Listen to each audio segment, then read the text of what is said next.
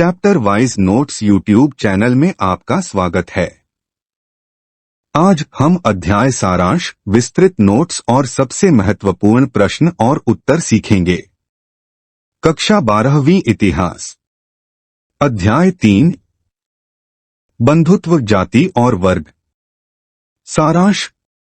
इस अध्याय में हम प्रारंभिक भारतीय समाजों की सामाजिक संरचनाओं का पता लगाएंगे जो बंधुत्व, जाति और वर्ग प्रणालियों पर केंद्रित हैं। महाभारत एक स्मारकीय महाकाव्य इन गतिशीलता को समझने के लिए एक प्राथमिक स्रोत के रूप में कार्य करता है। हम पारिवारिक संरचनाओं, विवाह रीति रिवाजों और सामाजिक व्यवहार को नियंत्रित करने वाले नियमों में तल्लीन हैं, विशेष रूप से अभिजात वर्ग के बीच। समय रेखा 600 ईसा पूर्व नई सामाजिक और राजनीतिक संरचनाओं का उद्भव। 500 ईसा पूर्व के बाद महाभारत की रचना। 1919 से 1966 महाभारत के आलोचनात्मक संस्करण का संकलन। नोट्स। 1. महाभारत का आलोचनात्मक संस्करण। परियोजना की शुरुआत 1919 में वीएस सुखथनकर के नेतृत्व में शुरू हुआ। उद्देश्य विभिन्न संस्कृत पांडुलिपियों को इकट्ठा करके और उनकी तुलना करके एक महत्वपूर्ण संस्करण संकलित करना। परिणाम चयनित सामान्य छंद, प्रलेखित क्षेत्रीय विविधताएं। परियोजना 13,000 से अधिक पृष्ठों के साथ 47 वर्षों में पूरी हुई।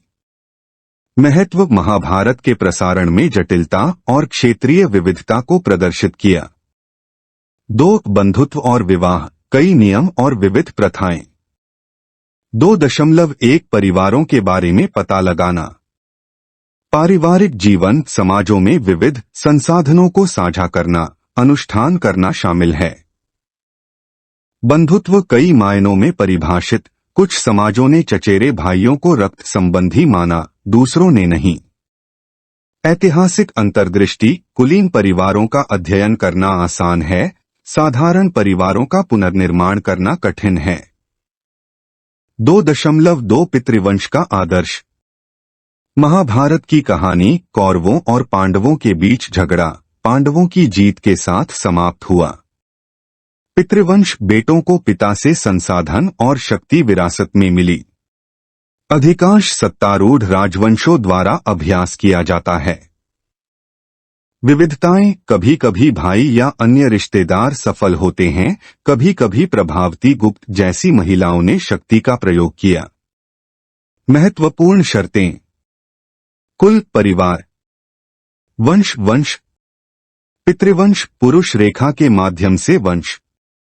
मातृवंश महिला रेखा के माध्यम से वंश। 2.3 विवाह के नियम। बहिर्विवाह, परिजनों के समूह के बाहर शादी करना वांछनीय था।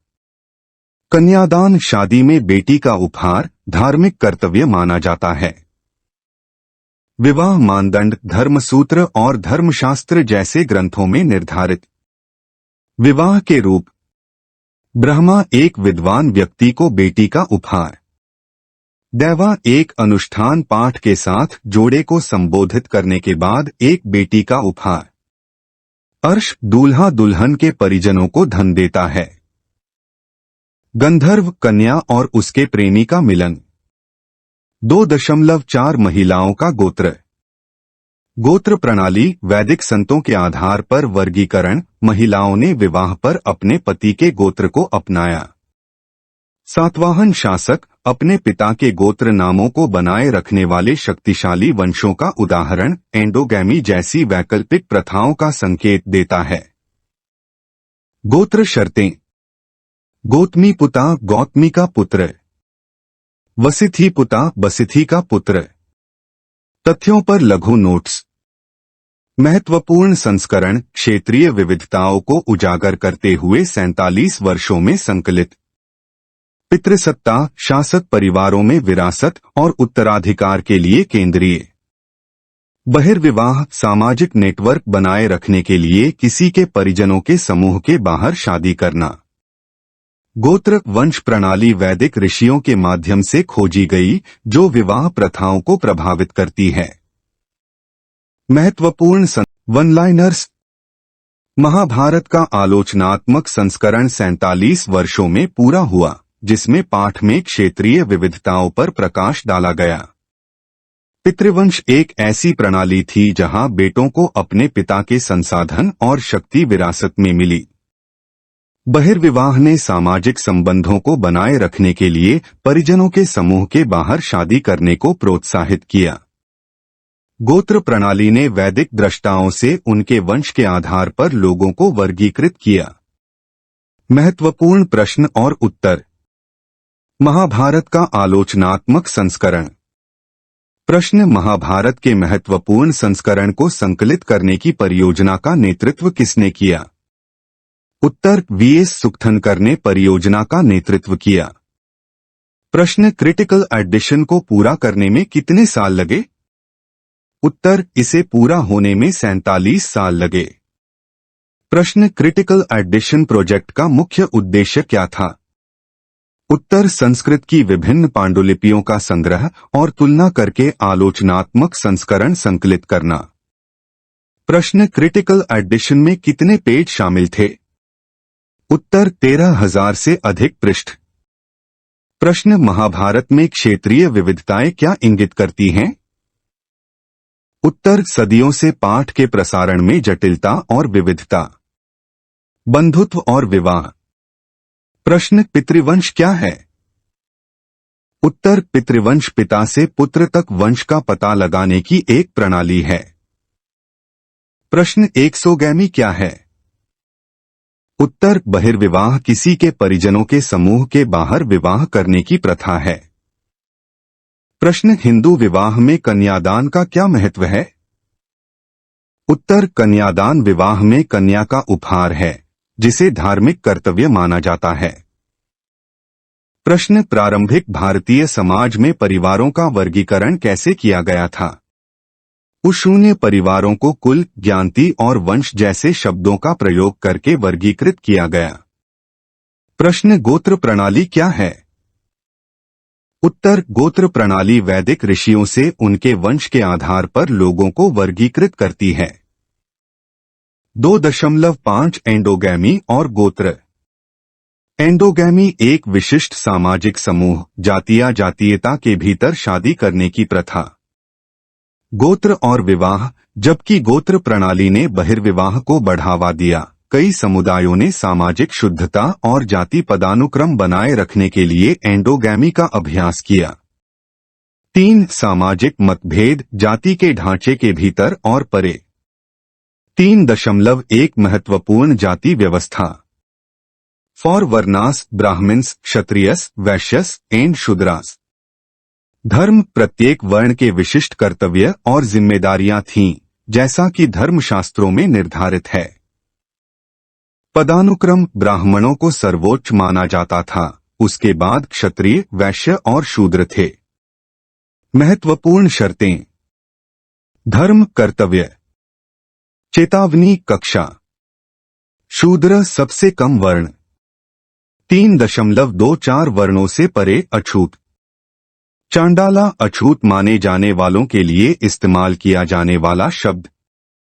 व्यवसाय, लाशों को संभालने, जानवरों की खाल से निपटने आदि जैसे कार्यों में शामिल। सामाजिक बहिष्कार, मुख्य गांव के बाहर रहते थे, गंभीर सामाजिक प्रतिबंधों और भेदभाव का सामना करना पड़ा।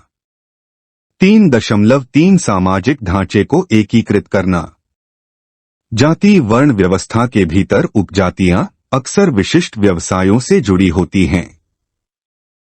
लचीलापन। जबकि वर्ण प्रणाली कठोर थी, जाति प्रणाली ने कुछ गतिशीलता और नए समूहों के एकीकरण की अनुमति दी। 4. जन्म से परे, संसाधन और स्थिति। 4.1 धन और शक्ति। संपत्ति, भूमि धन का प्राथमिक स्रोत थी। नियंत्रण। सत्तारूढ़ अभिजात वर्ग ने भूमि के विशाल इलाकों को नियंत्रित किया, जो अक्सर किसानों और मजदूरों द्वारा काम किया जाता था। उपहार और श्रद्धांजलि, शासकों द्वारा शक्ति प्रदर्शित करने और वफादारी हासिल करने के लिए उपयोग किया जाता है। 4.2 संसाधनों तक पहुंच। स्वामित्व विभिन्न वर्गों की भूमि, जल और वन जैसे संसाधनों तक पहुंच के स्तर अलग अलग थे। सामाजिक गतिशीलता, धन कभी कभी निचले वर्णों या जातियों को उनकी सामाजिक स्थिति में सुधार करने में सक्षम बना सकता है। महत्वपूर्ण शर्तें। सामंत सामंती स्वामी। श्रद्धांजलि, सम्मान या निष्ठा दिखाने के लिए किया गया उपहार या भुगतान। तथ्यों पर लघु नोट्स। एंडोगैमी एक विशिष्ट सामाजिक समूह या जाति के भीतर शादी करना। चांडाला अछूतों के लिए शब्द जिन्होंने गंभीर सामाजिक भेदभाव का सामना किया। जाति वर्ण व्यवस्था के भीतर उपजातियां, अक्सर व्यावसायिक रूप से आधारित। सामंत भूमि और संसाधनों पर महत्वपूर्ण नियंत्रण वाले सामंती प्रभु। One liners. एंडोगैमी एक विशिष्ट सामाजिक समूह या जाति के भीतर शादी करने की प्रथा है। अछूत माने जाने वाले चांडालों को गंभीर सामाजिक प्रतिबंधों का सामना करना पड़ा और वे मुख्य गांव से बाहर रहते थे। जाति प्रणाली ने कठोर वर्ण ढांचे के भीतर कुछ सामाजिक गतिशीलता प्रदान की। सामंत सामंती स्वामी थे जिन्होंने बड़े संपदा को नियंत्रित किया और राजा को श्रद्धांजलि दी। महत्वपूर्ण प्रश्न और उत्तर। सामाजिक मतभेद। प्रश्न, जाति व्यवस्था में 4 वर्ण कौन से हैं? 1 ब्राह्मण्स, क्षत्रियस, वैश्यस एंड शूद्रास। प्रश्न, प्राचीन भारतीय समाज में किसे अछूत माना जाता था? उत्तर, चांडालों को अछूत माना जाता था। प्रश्न, जाति व्यवस्था वर्ण व्यवस्था से किस प्रकार भिन्न थी? उत्तर, जाति प्रणाली ने कठोर वर्ण व्यवस्था की तुलना में अधिक लचीलेपन और सामाजिक गतिशीलता की अनुमति दी। प्रश्न, सामाजिक पदानुक्रम में सामंतों ने क्या भूमिका निभाई? उत्तर, सामंत सामंती स्वामी थे जो बड़ी संपदा को नियंत्रित करते थे और राजा के अधीनस्थ थे। प्रश्न, प्रारंभिक भारतीय समाज में धन ने सामाजिक स्थिति को कैसे प्रभावित किया? उत्तर, धन, विशेष रूप से भूमि स्वामित्व के रूप में, निचले वर्णों या जातियों को अपनी सामाजिक स्थिति में सुधार करने में सक्षम बना सकता है। बंधुत्व, जाति और वर्ग। प्रश्न, विवाह प्रथाओं में बहिर्विवाह का क्या महत्व है? एक सोगामी ने सामाजिक नेटवर्क बनाए रखने और इनब्रीडिंग से बचने के लिए किसी के परिजन समूह के बाहर शादी करने को प्रोत्साहित किया। प्रश्न, वर्ण व्यवस्था के अनुसार ब्राह्मणों के प्राथमिक कर्तव्य क्या थे? उत्तर, ब्राह्मणों का प्राथमिक कर्तव्य वेदों का अध्ययन करना और सिखाना, धार्मिक अनुष्ठान करना और धर्म पर मार्गदर्शन प्रदान करना था। प्रश्न, पितृवंश की अवधारणा ने विरासत और उत्तराधिकार को कैसे प्रभावित किया? एक पितृवंश ने यह सुनिश्चित किया कि बेटों को अपने पिता से संसाधन और शक्ति विरासत में मिली, जिससे परिवार की वंशावली और स्थिति बनी रहे।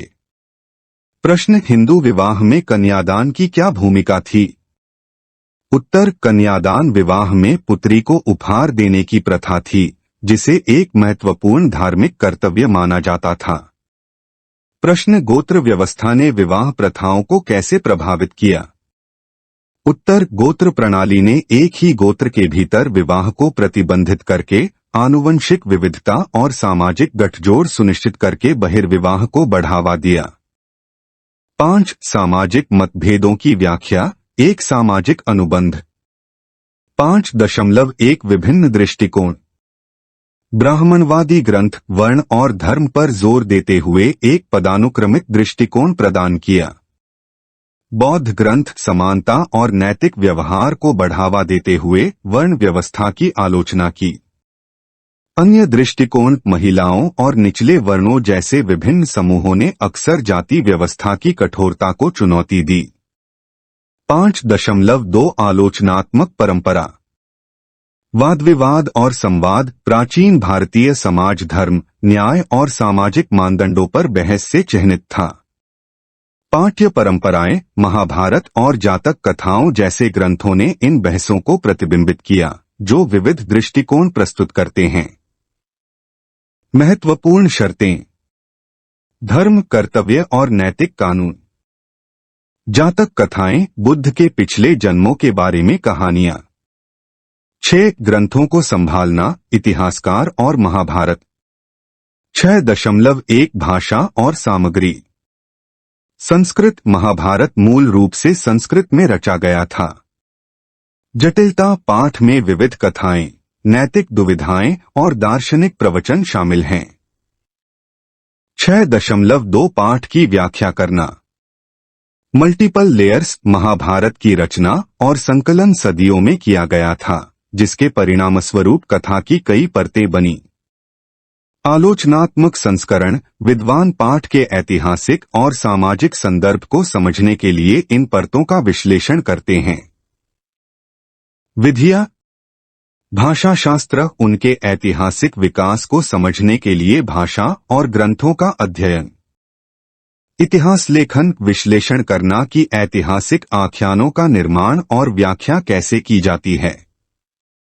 7 महाभारत से परे अन्य परिप्रेक्ष्य। 7.1 अन्य ग्रंथ और परंपराएं। जातक कथाएं, बौद्ध कहानियां प्रारंभिक भारतीय समाज और मूल्यों में अंतर्दृष्टि प्रदान करती हैं। तमिल संगम साहित्य। प्राचीन तमिल ग्रंथ दक्षिण भारत में सामाजिक और सांस्कृतिक जीवन को दर्शाते हैं। 7.2 सामग्री साक्ष्य। पुरातत्व। प्राचीन समाजों के दैनिक जीवन, अर्थव्यवस्था और संस्कृति में अंतर्दृष्टि प्रदान करता है। शिलालेख और सिक्के। राजनीतिक और आर्थिक लेनदेन, सामाजिक पदानुक्रम और धार्मिक प्रथाओं के प्रमाण प्रदान करते हैं। तथ्यों पर लघु नोट्स। ब्राह्मणवादी ग्रंथ पदानुक्रमित वर्ण व्यवस्था पर जोर दिया। बौद्ध आलोचना समानता और नैतिक व्यवहार को बढ़ावा दिया। भाषाशास्त्र। भाषा और ग्रंथों का अध्ययन। इतिहास लेखन। ऐतिहासिक कथाओं का विश्लेषण। One liners. ब्राह्मणवादी ग्रंथों ने वर्ण और धर्म के आधार पर समाज का एक पदानुक्रमित दृष्टिकोण प्रदान किया। बौद्ध ग्रंथों ने जाति व्यवस्था की आलोचना की और समानता को बढ़ावा दिया। भाषाशास्त्र ऐतिहासिक विकास को समझने के लिए भाषा और ग्रंथों का अध्ययन है। इतिहास लेखन विश्लेषण करता है कि ऐतिहासिक कथाओं का निर्माण कैसे किया जाता है। महत्वपूर्ण प्रश्न और उत्तर। सामाजिक अनुबंध और वाद विवाद। प्रश्न। ब्राह्मणवादी ग्रंथों ने सामाजिक पदानुक्रम को कैसे देखा? उत्तर। उन्होंने वर्ण और धर्म पर आधारित पदानुक्रमित दृष्टिकोण पर बल दिया। प्रश्न। बौद्ध ग्रंथों ने जाति व्यवस्था के बारे में क्या आलोचना प्रस्तुत की है? उत्तर। उन्होंने कठोर जाति व्यवस्था की आलोचना करते हुए समानता और नैतिक व्यवहार को बढ़ावा दिया। प्रश्न। जाति व्यवस्था के प्रमुख आधुनिक आलोचक कौन थे? उत्तर। Doctor B.R. अम्बेडकर सामाजिक न्याय की वकालत करने वाले एक प्रमुख आलोचक थे। प्रश्न। जातक कथाओं के बारे में क्या है? उत्तर। वे बुद्ध के पिछले जन्मों के बारे में कहानियां हैं जो प्रारंभिक भारतीय समाज में अंतर्दृष्टि प्रदान करती हैं। प्रश्न। महाभारत जैसे ग्रंथ प्राचीन बहस और संवादों को कैसे दर्शाते हैं? उनमें विविध आख्यान और नैतिक प्रवचन होते हैं जो सामाजिक मानदंडों पर चल रही बहस को दर्शाते हैं। इतिहासकार और महाभारत। प्रश्न। महाभारत की रचना मूल रूप से किस भाषा में हुई थी? उत्तर। महाभारत की रचना मूलतः संस्कृत में हुई थी। प्रश्न। भगवद गीता क्या है? उत्तर। यह अर्जुन और कृष्ण के बीच एक दार्शनिक संवाद है जो महाभारत में सन्निहित है। प्रश्न। भाषाशास्त्र क्या अध्ययन करता है? भाषाशास्त्र उनके ऐतिहासिक विकास को समझने के लिए भाषा और ग्रंथों का अध्ययन करता है। प्रश्न। प्राचीन समाजों को समझने में पुरातत्व की क्या भूमिका है? पुरातत्व भौतिक साक्ष्य के माध्यम से प्राचीन समाजों के दैनिक जीवन, अर्थव्यवस्था और संस्कृति में अंतर्दृष्टि प्रदान करता है। प्रश्न। अशोक के शिलालेख क्या बढ़ावा देते हैं? उत्तर। वे धम्म या नैतिक जीवन को बढ़ावा देते हैं जैसा कि सम्राट अशोक ने वकालत की थी। दीर्घ उत्तरीय प्रश्न और उत्तर। 1. महाभारत के आलोचनात्मक संस्करण के महत्व की विवेचना कीजिए। उत्तर। वी.एस. सुक्थनकर के मार्गदर्शन में 1919 में शुरू किए गए महाभारत के आलोचनात्मक संस्करण का उद्देश्य विभिन्न क्षेत्रों से कई संस्कृत पांडुलिपियों की तुलना करके पाठ के एकल आधिकारिक संस्करण को संकलित करना था। इस स्मारकीय परियोजना को पूरा होने में 47 साल लगे और इसके परिणामस्वरूप 13,000 से अधिक पृष्ठ बने, जो पांडुलिपियों में पाए जाने वाले सामान्य छंदों और क्षेत्रीय विविधताओं का दस्तावेजीकरण करते हैं। आलोचनात्मक संस्करण का महत्व महाभारत के प्रसारण की जटिलता और विविधता को प्रदर्शित करने में इसकी भूमिका में निहित है, जो सदियों से महाकाव्य की विभिन्न व्याख्याओं और रूपांतरणों को उजागर करता है।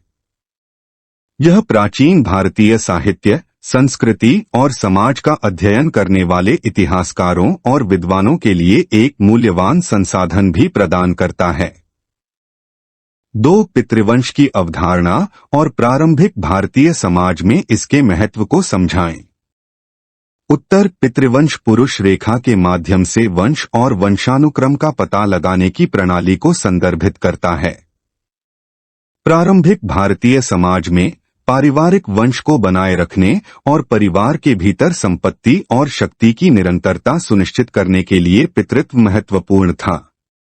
बेटों से अपेक्षा की जाती थी कि वे अपने पिता के संसाधनों, उपाधियों और जिम्मेदारियों को विरासत में प्राप्त करें, जिससे परिवार की सामाजिक और आर्थिक स्थिति बनी रहे। यह प्रणाली सत्तारूढ़ राजवंशों के बीच विशेष रूप से महत्वपूर्ण थी, जहां सत्ता का उत्तराधिकार अक्सर पितृसत्तात्मक वंश द्वारा निर्धारित किया जाता था। उदाहरण के लिए महाभारत कौरवों और पांडवों की कथा के माध्यम से पितृवंश के महत्व को दर्शाता है, जहां विरासत और उत्तराधिकार पर विवाद एक केंद्रीय भूमिका निभाते हैं। पितृवंश ने सामाजिक मानदंडों और प्रथाओं को भी प्रभावित किया, जैसे कि पुरुष संतानों की प्राथमिकता और परिवार में महिलाओं की भूमिका। 3. प्रारंभिक भारतीय ग्रंथों में वर्णित विवाह के विभिन्न रूपों और उनके सामाजिक प्रभावों का वर्णन करें। उत्तर। आरंभिक भारतीय ग्रंथ जैसे धर्मसूत्र और धर्मशास्त्र विवाह के कई रूपों का वर्णन करते हैं, जिनमें से प्रत्येक के विशिष्ट सामाजिक और धार्मिक निहितार्थ हैं। ब्रह्मा विवाह एक विद्वान और गुणी पुरुष को बेटी का उपहार विवाह का सबसे आदर्श रूप माना जाता है। दैव विवाह एक पुजारी को एक बेटी का उपहार जो एक बलिदान को अंजाम देता है, विवाह के धार्मिक महत्व पर जोर देता है। अर्श विवाह दूल्हे द्वारा दुल्हन के परिवार को धन या गाय देने से संबंधित आर्थिक आदान प्रदान पर प्रकाश डाला जाता है। गंधर्व विवाह आपसी प्रेम और सहमति पर आधारित एक मिलन, जिसे अक्सर साहित्य में रोमांटिक किया जाता है। प्रजापत्य विवाह एक विवाह जहां दुल्हन के पिता उसे दूल्हा और दुल्हन दोनों को एक साथ अपने कर्तव्यों को पूरा करने के लिए आशीर्वाद देते हैं। असुर विवाह एक विवाह जहां दूल्हा दुल्हन के परिवार को धन देता है, धर्मशास्त्रों द्वारा अनुशंसित नहीं है। राक्षस विवाह अपहरण द्वारा विवाह आमतौर पर अस्वीकृत, लेकिन कुछ योद्धा समुदायों में अनुमति दी जाती है। पैशाचा विवाह प्रलोभन या छल से जुड़ा विवाह, जिसे सबसे कम स्वीकार्य रूप माना जाता है। विवाह के ये रूप प्रारंभिक भारतीय समाज में विविध सामाजिक और सांस्कृतिक प्रथाओं और प्रत्येक रूप के लिए जिम्मेदार स्वीकृति और वैधता की अलग अलग डिग्री को दर्शाते हैं। वे सामाजिक व्यवस्था बनाए रखने, गठबंधन बनाने और पारिवारिक वंश को बनाए रखने में विवाह के महत्व को भी समझाते हैं। 4. प्रारंभिक भारतीय समाज में विवाहों को विनियमित करने में गोत्र प्रणाली की भूमिका का विश्लेषण कीजिए। उत्तर। गोत्र प्रणाली ने प्रारंभिक भारतीय समाज में विवाह या किसी के परिजनों के समूह के बाहर विवाह को बढ़ावा देकर विवाह को विनियमित करने में महत्वपूर्ण भूमिका निभाई। गोत्र प्राचीन वैदिक दृष्टाओं के पितृवंशीय कबीले थे और एक ही गोत्र से संबंधित व्यक्तियों को एक सामान्य पूर्वज माना जाता था। इनब्रीडिंग से बचने और सामाजिक गठजोड़ बनाए रखने के लिए यह अनिवार्य किया गया था कि व्यक्ति अपने स्वयं के गोत्र के भीतर शादी नहीं कर सकते थे। इस प्रणाली ने आनुवंशिक विविधता सुनिश्चित की और विभिन्न परिवारों और कुलों के बीच सामाजिक संबंधों को मजबूत किया। इसके अतिरिक्त गोत्र प्रणाली ने सामाजिक पदानुक्रम को मजबूत किया और वंश की शुद्धता को बनाए रखा, खासकर उच्च जातियों के बीच। शादी के बाद महिलाओं ने अपने पति के गोत्र को अपनाया, आगे पितृवंश के महत्व और पुरुष रेखा के माध्यम से वंश के हस्तांतरण पर जोर दिया। 5. प्रारंभिक भारतीय विवाह प्रथाओं में एंडोगैमी और एक्सोगैमी के महत्व पर चर्चा करें।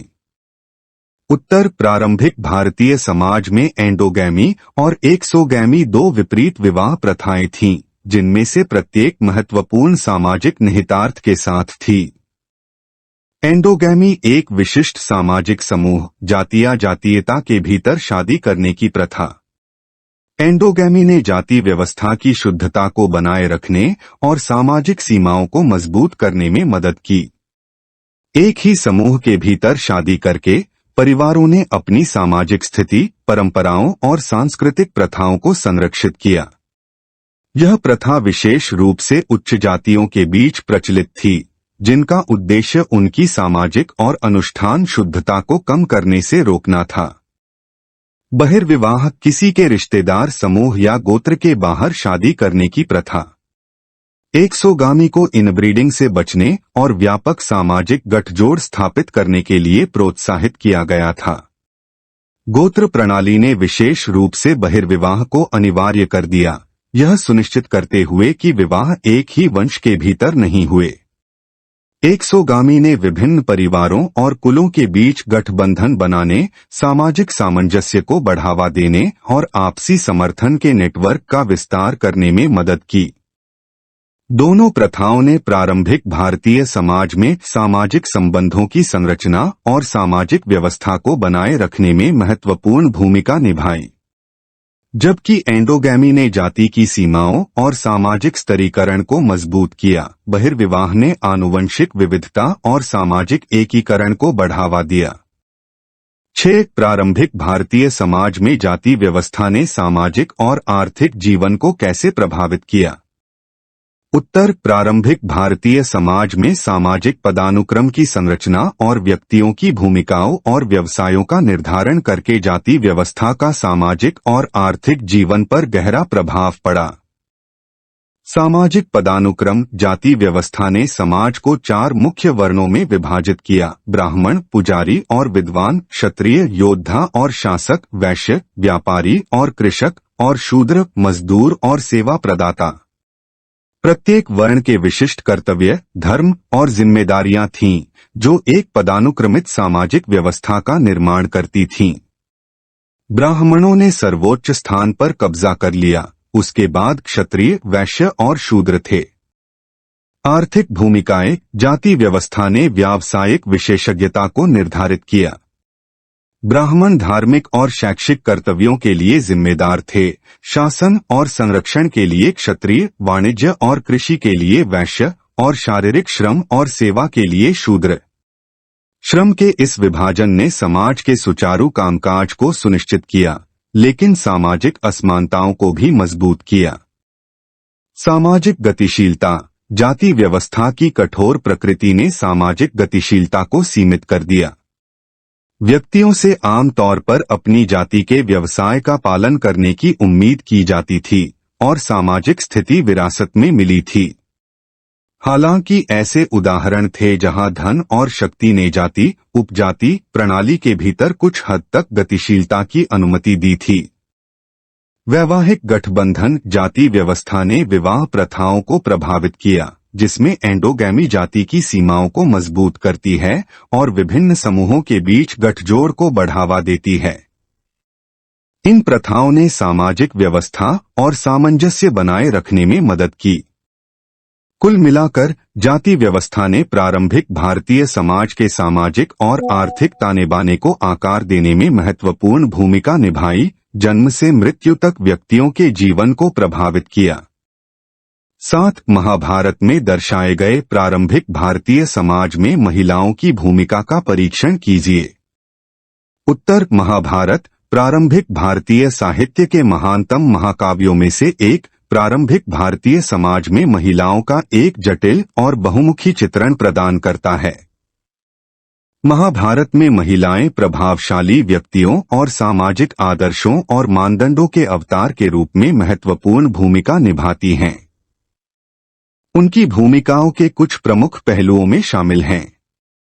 प्रभावशाली व्यक्ति कुंती, द्रौपदी और गांधारी जैसी महिलाएं कथा के केंद्र में हैं, जो अपने कार्यों और निर्णयों के माध्यम से घटनाओं के पाठ्यक्रम को प्रभावित करती हैं। पांडवों की परवरिश में कुंती की भूमिका, न्याय और सम्मान पर द्रौपदी का रुख और गांधारी की आंखों पर पट्टी बांधने की अटूट प्रतिबद्धता महाकाव्य के विकास के लिए महत्वपूर्ण हैं। सामाजिक आदर्श महाभारत में महिलाएं अक्सर वफादारी, शुद्धता और कर्तव्य के आदर्शों को अपनाती हैं। सीता का अपहरण और उसके बाद आग से परीक्षण महिलाओं से अपेक्षित पवित्रता और निष्ठा के गुणों को उजागर करता है। इसी तरह द्रौपदी का अपने पति के लिए अटूट समर्थन, यहाँ तक कि विपत्ति में भी पत्नी के कर्तव्य के आदर्श का उदाहरण है। एजेंसी और स्वायत्तता, पितृसत्तात्मक संदर्भ के बावजूद महाभारत में महिलाएं काफी महत्वपूर्ण भूमिका निभाती हैं। अपने निर्वस्त्र होने के दौरान कौरवों के साथ द्रौपदी का साहसिक टकराव और न्याय की उसकी मांग उसकी ताकत और मुखरता को दर्शाती है। अपने बेटों के बारे में कुंती के रणनीतिक निर्णय भी उसकी स्वायत्तता को प्रदर्शित करते हैं। पितृसत्तात्मक बाधाएं, महाभारत महिलाओं द्वारा सामना की जाने वाली पितृसत्तात्मक बाधाओं को भी दर्शाता है। वे अक्सर अपने पिता, पति और पुत्रों के अधिकार के अधीन होती हैं और उनका जीवन बड़े पैमाने पर परिवार के पुरुष सदस्यों के साथ उनके संबंधों के द्वारा परिभाषित होता है। स्वयंवर, पति की पसंद की प्रथा और सीता की परीक्षा महिलाओं की स्वायत्तता के सीमित दायरे के उदाहरण हैं। कुल मिलाकर महाभारत महिलाओं को जटिल पात्रों के रूप में प्रस्तुत करता है, जो महाकाव्य की कथा पर महत्वपूर्ण प्रभाव डालते हुए अपने समाज की अपेक्षाओं और सीमाओं को नेविगेट करते हैं। 8 जाति व्यवस्था में प्रत्येक वर्ण के प्राथमिक कर्तव्य और जिम्मेदारियां क्या थीं? उत्तर प्रारंभिक भारतीय समाज में जाति व्यवस्था ने व्यक्तियों को 4 मुख्य वर्णों में विभाजित किया, जिनमें से प्रत्येक के विशिष्ट कर्तव्य और जिम्मेदारियां थीं। ब्राह्मण कर्तव्य, वेदों का अध्ययन और शिक्षण, धार्मिक अनुष्ठान करना और धर्म, नैतिक और धार्मिक कर्तव्यों पर मार्गदर्शन प्रदान करना। जिम्मेदारियां, धार्मिक ज्ञान को बनाए रखना और संरक्षित करना, समारोहों का संचालन करना और समाज को आध्यात्मिक और नैतिक परामर्श प्रदान करना। सामाजिक भूमिका, ब्राह्मणों को सर्वोच्च वर्ण माना जाता था, जो धार्मिक और नैतिक व्यवस्था बनाए रखने के लिए जिम्मेदार थे। क्षत्रिय कर्तव्य, राज्य की रक्षा करना, न्याय पर शासन करना और प्रशासन करना और आवश्यक होने पर युद्ध में शामिल होना। जिम्मेदारियां, लोगों की सुरक्षा और कल्याण सुनिश्चित करना, बाहरी खतरों से राज्य की रक्षा करना और कानून व्यवस्था बनाए रखना। सामाजिक भूमिका, क्षत्रिय योद्धा और शासक वर्ग थे, जिन्हें शासन और सैन्य नेतृत्व का काम सौंपा गया था।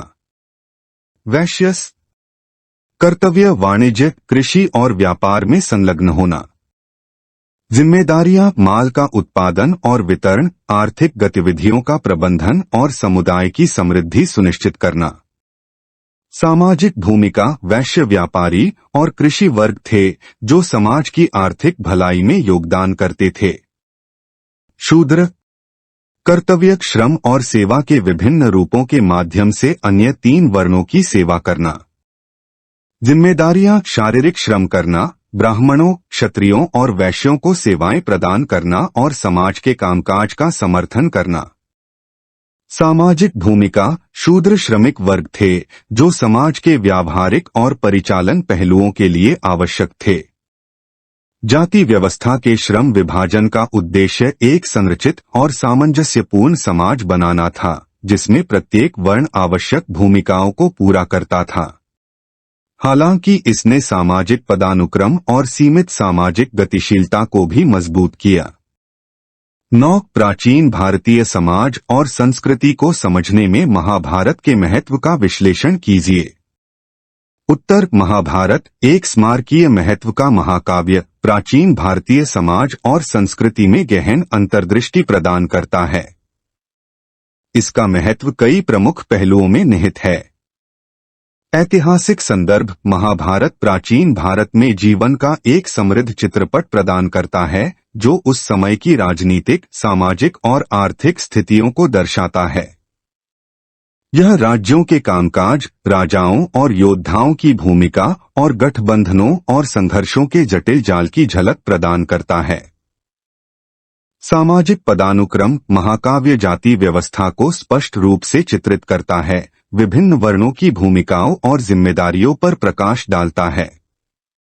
यह धर्म, कर्तव्य और सामाजिक व्यवस्था के महत्व को रेखांकित करता है, जो समाज की पदानुक्रमित संरचना को दर्शाता है। सांस्कृतिक मूल्य: महाभारत प्राचीन भारत के नैतिक और नैतिक मूल्यों को समाहित करता है। धार्मिकता, न्याय, वफादारी और कर्तव्य के विषय कथा के केंद्र में हैं। भगवद गीता महाभारत का एक हिस्सा कर्तव्य, अनासक्ति और वास्तविकता की प्रकृति पर गहन दार्शनिक चर्चाओं में तल्लीन करता है। धार्मिक महत्व: महाभारत धार्मिक और आध्यात्मिक शिक्षाओं से परिपूर्ण है। इसमें विभिन्न देवताओं और अनुष्ठानों को शामिल किया गया है, जो उस समय की धार्मिक प्रथाओं को दर्शाते हैं। भगवद गीता विशेष रूप से हिंदू दर्शन में एक प्रमुख पाठ है। साहित्यिक और कलात्मक प्रभाव: महाभारत ने भारतीय साहित्य, कला और प्रदर्शन कलाओं को गहराई से प्रभावित किया है। इसकी कहानियों को शास्त्रीय नृत्य और रंगमंच से लेकर समकालीन रूपांतरणों तक अनगिनत रूपों में फिर से बताया गया है। महिलाओं की भूमिका: महाकाव्य महिलाओं को केंद्रीय पात्रों के रूप में चित्रित करता है, जो घटनाओं के पाठ्यक्रम को प्रभावित करते हैं, परिवार और समाज के भीतर उनकी भूमिकाओं को उजागर करते हैं। यह प्राचीन भारत में महिलाओं की अपेक्षाओं, चुनौतियों और एजेंसी को दर्शाता है। दार्शनिक और नैतिक बहस: महाभारत जटिल नैतिक दुविधाओं और दार्शनिक बहसों को प्रस्तुत करता है, जो अच्छे और बुरे की प्रकृति, कार्यों के परिणामों और धार्मिकता की खोज पर प्रतिबिंब को प्रोत्साहित करता है। संक्षेप में, महाभारत प्राचीन भारतीय समाज, संस्कृति और विचार के बहुआयामी पहलुओं को समझने के लिए एक महत्वपूर्ण स्रोत है। इसकी स्थायी विरासत भारतीय पहचान और मूल्यों को आकार देती रही है। 10. महाभारत में दर्शाए गए कुरु वंश की प्रमुख विशेषताएं क्या थीं? उत्तर: कुरु वंश, जैसा कि महाभारत में दर्शाया गया है, महाकाव्य की कथा का केंद्र है और प्राचीन भारतीय राज्यों की राजनीतिक और सामाजिक संरचनाओं में महत्वपूर्ण अंतर्दृष्टि प्रदान करता है। कुरु वंश की प्रमुख विशेषताओं में शामिल हैं: वंशावली और वंश: कुरु राजवंश अपने वंश का पता पौराणिक राजा कुरु से लगाता है। प्रमुख हस्तियों में राजा शांतनु, भीष्म, धृतराष्ट्र, पांडु और उनके वंशज कौरव और पांडव शामिल हैं। राजनीतिक संरचना: कुरु राजवंश को हस्तिनापुर के साथ एक शक्तिशाली और प्रभावशाली राज्य के रूप में चित्रित किया गया है। राजनीतिक संरचना में राजा, उसकी मंत्रिपरिषद और योद्धा शामिल हैं, जो राज्य की सुरक्षा और प्रशासन को बनाए रखते हैं। उत्तराधिकार और विरासत: महाभारत कुरु वंश के भीतर उत्तराधिकार और विरासत की जटिलताओं पर प्रकाश डालता है। हस्तिनापुर के सिंहासन को लेकर कौरवों, धृतराष्ट्र के पुत्रों और पांडवों, पांडु के पुत्रों के बीच विवाद एक केंद्रीय विषय है। धर्म की भूमिका: कुरु वंश धर्म, कर्तव्य और धार्मिकता पर जोर देता है। भीष्म, युधिष्ठिर और कृष्ण जैसे प्रमुख पात्र शासन और व्यक्तिगत आचरण में धर्म को बनाए रखने के महत्व पर जोर देते हैं। युद्ध और संघर्ष। महाभारत कौरवों और पांडवों के बीच महान कुरुक्षेत्र युद्ध का विवरण देता है, जो धार्मिकता और अधर्म के बीच संघर्ष का प्रतीक है। युद्ध के परिणाम से कुरु वंश के भाग्य में महत्वपूर्ण परिवर्तन होते हैं। प्रमुख आंकड़े। भीष्म ब्रह्मचर्य के व्रत और कुरु सिंहासन के प्रति निष्ठा के लिए जाने जाने वाले वह एक बुद्धिमान और सम्मानित बुजुर्ग हैं। धृतराष्ट्र एक अंधे राजा जिसका अपने पुत्रों कौरवों के प्रति लगाव उसके राज्य के पतन का कारण बनता है। पांडु पांडवों के पिता, जिनकी असामयिक मृत्यु से शक्ति शून्य पैदा हो जाता है। युधिष्ठिर सबसे बड़े पांडव, जो धर्म के पालन और सिंहासन के लिए सही दावे के लिए जाने जाते हैं। दुर्योधन सबसे बड़ा कौरव, जिसकी महत्वाकांक्षा और ईर्ष्या संघर्ष को बढ़ावा देती है। सांस्कृतिक और अनुष्ठान प्रथाएं। कुरु राजवंश उस समय की सांस्कृतिक और धार्मिक प्रथाओं को दर्शाते हुए विभिन्न अनुष्ठानों, बलिदानों और समारोहों में संलग्न होता है। युधिष्ठिर द्वारा किया गया राजसूय यज्ञ, शाही अभिषेक समारोह ऐसा ही एक उदाहरण है।